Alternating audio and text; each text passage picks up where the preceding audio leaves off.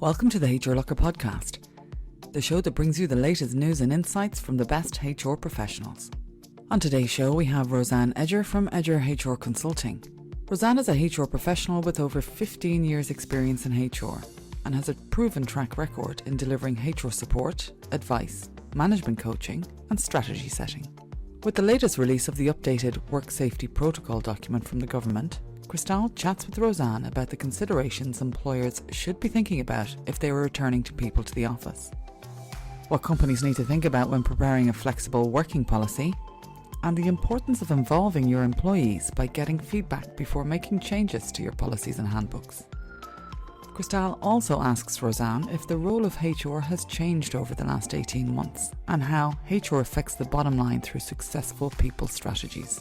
This is a great podcast with lots of practical advice for businesses who are returning people to the workplace. We really hope you enjoy it.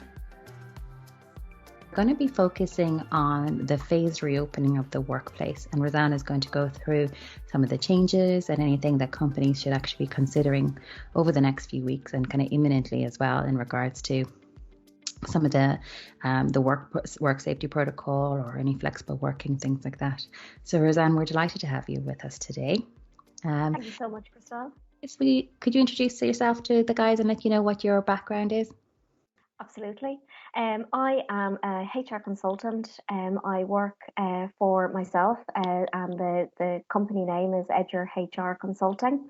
So I've been doing that for about 2 years. Prior to that, I worked in-house in a variety of roles for some multinational corporations in a variety of sectors, from facility services to financial and kind of tech organisations.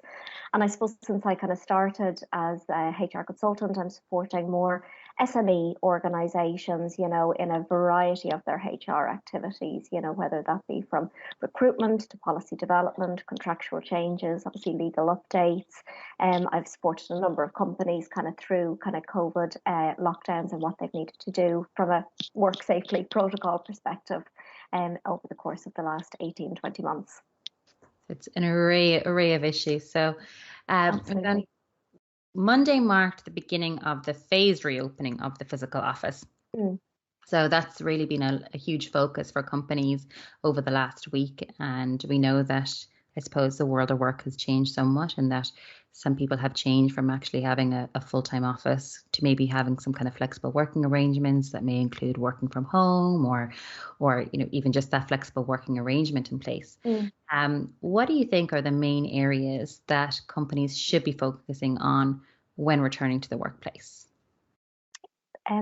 So I suppose the key thing is really to make sure that they are familiar with those work safely protocols that the government have been issuing.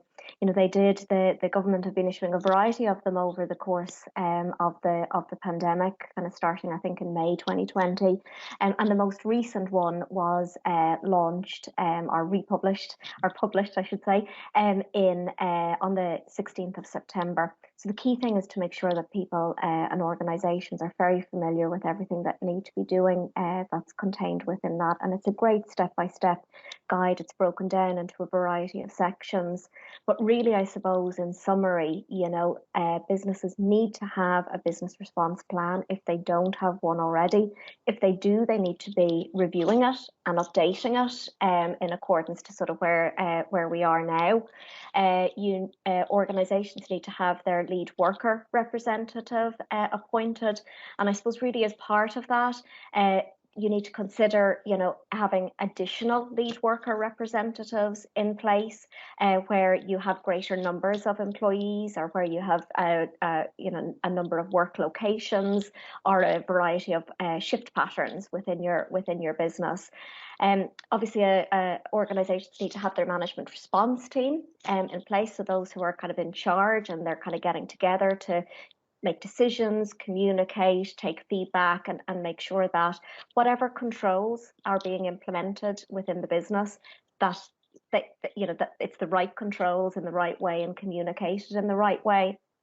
But then all the other aspects, like the pre-return to work or I kind of call it a pre-return to the office questionnaire because people have been working throughout. But it's a pre-return kind of questionnaire which kind of covers off a number of items regarding, I suppose, have you had any symptoms relating to COVID in the last 14 days, and there's a variety of other kind of set questions. So that needs to be issued to employees, and that should be returned to the employer at least 3 days before that, before the planned return.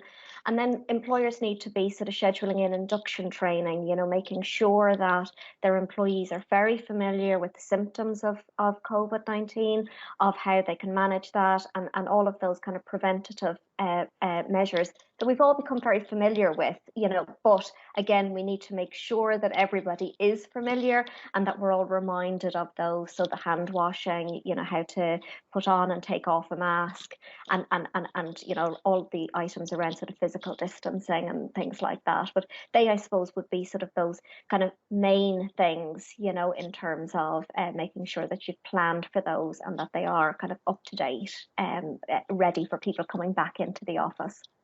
And I suppose what you've said there, Rosanne, is the key thing is that, yes, people are aware in terms of we should be hand washing and social distancing and masks and things like that, but to not take it for granted that we've done the training in the workplace, that people are aware of what they should be doing, right?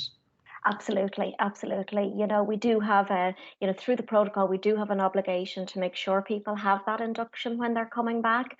There is free training, that is provided, online training that, there's links within the protocol, so employers can do that.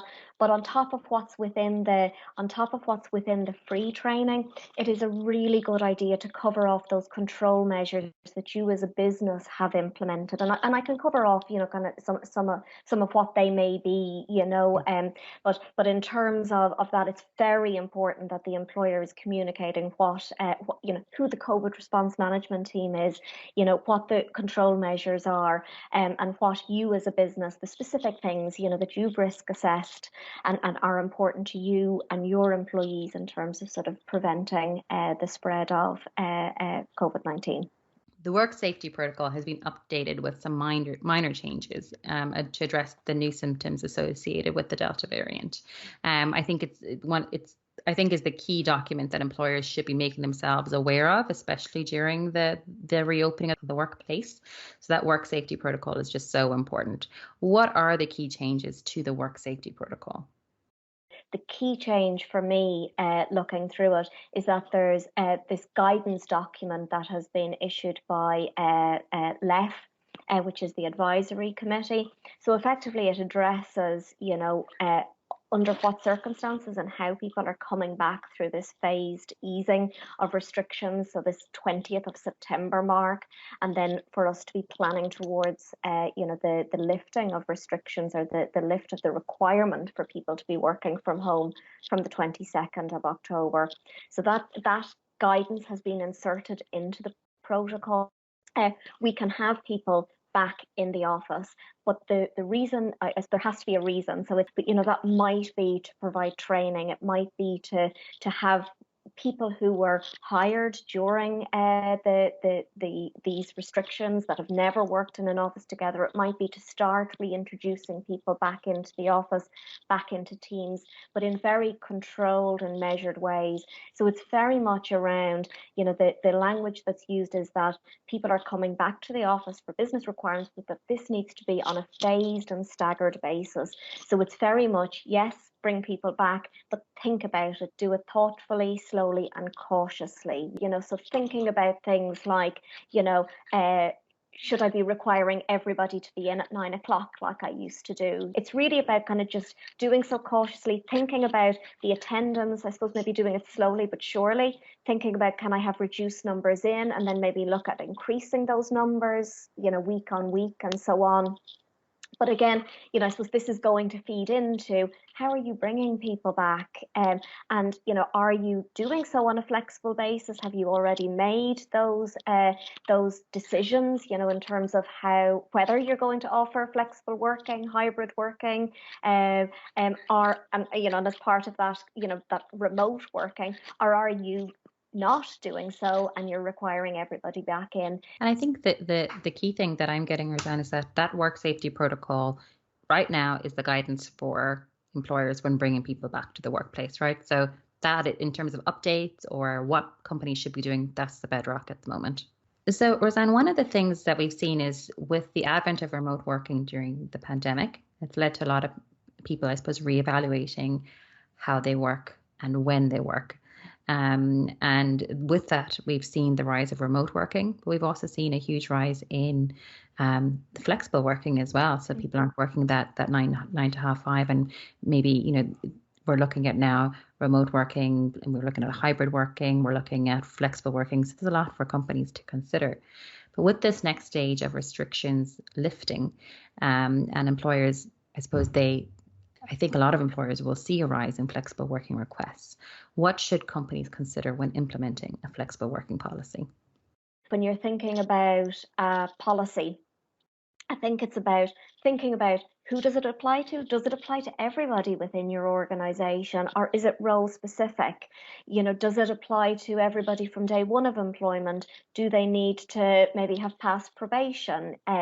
Are there other sort of levers that will sort of, input into who it applies to? A contractual change or not? So whether it's going to be, maybe, are you requiring people to work from home for part of their working hours, and therefore thinking, well, is that a contractual change that I need to make? Or is this flexible working, hybrid, remote model, is it something that people can decide, but not necessarily decide, but apply for, and then that application is considered and agreed to? So again, I think it's around the requirement versus are people going to make that request that's then considered? So that would be one of the key things. The other thing is that, again, is there going to be a review period as part of the agreement? And what happens after the review? Will it then become a contractual change? Because obviously then, contracts need to be adapted. Or is it going to be an extension whereby you will do an ongoing review every 6, 9, 12 months to make sure it's still feasible and workable for the organization? Yeah, and I think that's the key, is that, yes, there's going to be several different, I suppose, interpretations of flexible working within your own workforce. But as a company, you need to decide where you stand on that and what you're prepared to offer, I suppose. And, yes, we've spoken about this a few times, is that, yes, people have the right to request to work from home, but they only have the right to request it. A company needs to have a look and see how does that suit them from a business perspective. And that's, you still have to be able to be in business, right? Absolutely, and it really is. But it's a lot of this is through communication, and I know obviously the government are, so pro, they have their remote working strategy. We're working towards that. We're expecting this new code on the right to request remote working at some point, I suppose, in the next couple of months, weeks maybe. But that is going to sort of come in as a new code of practice. So again, it will, I suppose, put a little bit more kind of rigor around that. But it's like, as you say, it's the right to request it, and businesses need to think about, how am I going to implement that? I suppose the other thing, that businesses may need to be aware of, that this is the potential. We're expecting this, the right to request remote working. But again, by August 2022, there's an EU directive that stipulates that, we should be introducing flexible working, the right to request flexible working for carers and family members. So again, there may be sort of further movement in relation to this more broader term of flexible working, maybe in line with the UK model. But it's a really interesting space. But absolutely, businesses need to just kind of, think about what works for their employees. We're all talking about this mass exodus, the great resignation. We want to retain people. It is a difficult market. And so do solicit feedback. I've worked with people who've kind of done some pulse surveys around this, but again, it's kind of getting the input and then working together.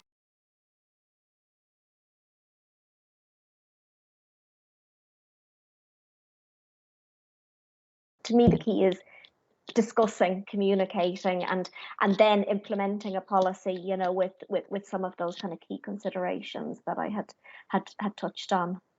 Yeah, and I think that's the key, is that not every company is going to be the same. Not every worker is going to be the same. And, you know, we've had Google announce that, you know, they're going to be expecting people back to the office. But when you actually look at their demographic of worker, their younger workers, they want to come back to the office. You know, so they have consulted with their employees. A lot of them actually want to come back. So whereas when you've got another workforce with maybe, you know, who are parents or whatever it is, they have different ones. They want that flexible working. So it is, I think at this stage, the key for me, Rosanne, is that companies can't just put their head in the sand about it. It's, you're talking about the mass exodus. It's something that employees are looking for, but companies just need to decide what their policy is, right? Absolutely. What is going to happen in the next couple of months isn't what we've been accustomed to in the last 18 months either. You know, it is everybody working at home independently, you know, to some extent, you know, but now it's going to be, we can have quarterly get-togethers, you know, and get those team dynamics and brainstorming sessions going. Yeah, and I think that's the key, is yes, we've had this crazy 18 months. Now we're at step 2, embrace it, figure out what you as a company are going to do going forward. But you can't go back. You can't go back, right? which is the key. Rosanne, we spoke about how the world of work has changed. So ultimately, there's no going back to the last, you know, prior to the last 18 months. So do you think the actual role of HR has changed in a company? Or I suppose, do you think that there are certain areas that are going to develop in the future, or that that ultimately has the function of HR pivoted somewhat? I would say that there's probably an element of both to some extent. So I would definitely say, look, the role of a HR professional, it's so varied, you know, and I know obviously some organizations will have kind of specialists, but in terms of sort of a generalist role, you know, it's right from the beginning through to sort of, I suppose, that entire employee life cycle. So I would say that there's a lot of focus on different areas, you know. I suppose businesses, you know, will and HR professionals will need to be thinking about, you know, trying to put in place mechanisms for avoiding that mass exodus, obviously, whereby, and you know, as part of that, obviously, you know, you're looking at your engagement, your employee engagement levels. You know, there's huge amounts of people who have never met each other, and you really need to sort of, I suppose, focus in on that team building piece and enhancing and working on those engagement levels within an organization so that you can retain your key employees. I suppose where I suppose people do resign, obviously then it's about, you know, branding the employer, you know, in terms of sort of making sure that you're attracting people, the right people, obviously assisting kind of your senior management team and making decisions around, are we hiring in, you know, are we diversifying our recruitment strategies, and you know, where our people are going to be based in line with what we had touched on earlier.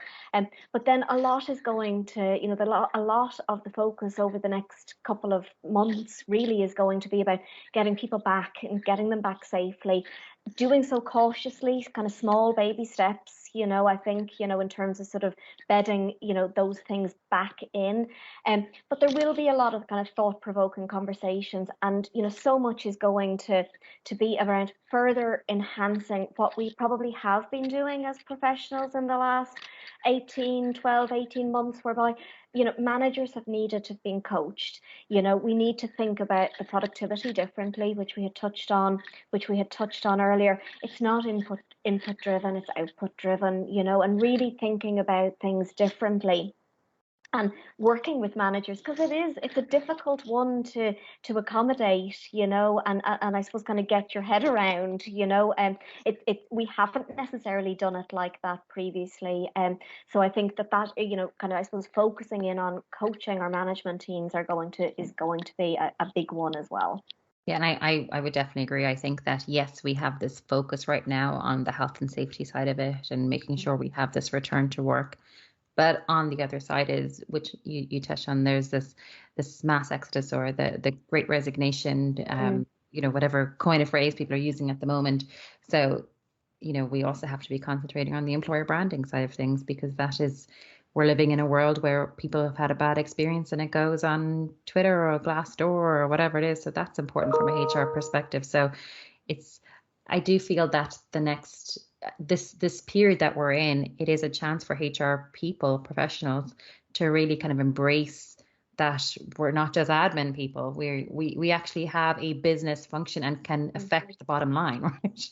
Absolutely. And it is, I'm not sure about the phrase, but it is the people strategy, and it's really working with your business, to make sure it's all aligned, and you're getting the right people in the right place at the right time with the right skills, and working on your business priorities.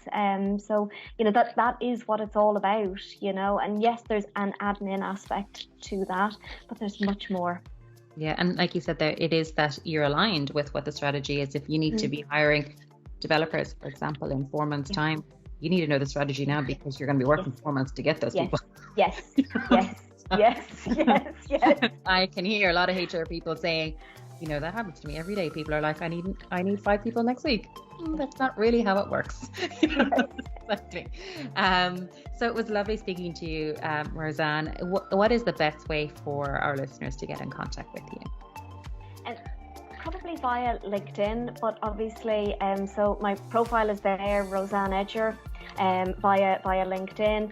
So please do connect. And if anybody has any questions that have come out of today, any thoughts out of today, I'd obviously welcome people to message me. But also I can be reached at my email would be rosanne@edgerhr.ie. That's super, and we'll have all your contact details there as well. So it was lovely to speak to you, and we hope to catch up soon. And to you, thank you so much, Crystel. It's been great. Thanks for listening. Check us out at HRLocker.com. The show was hosted by Crystel Rinn and produced by Jenny Martin. Subscribe to catch the latest episodes on iTunes, Stitcher, Spotify, or wherever you like to get your podcasts. If you'd like to feature, get in touch by emailing us at marketing@HRLocker.com. You can also follow HRLocker on Twitter, Facebook, and LinkedIn.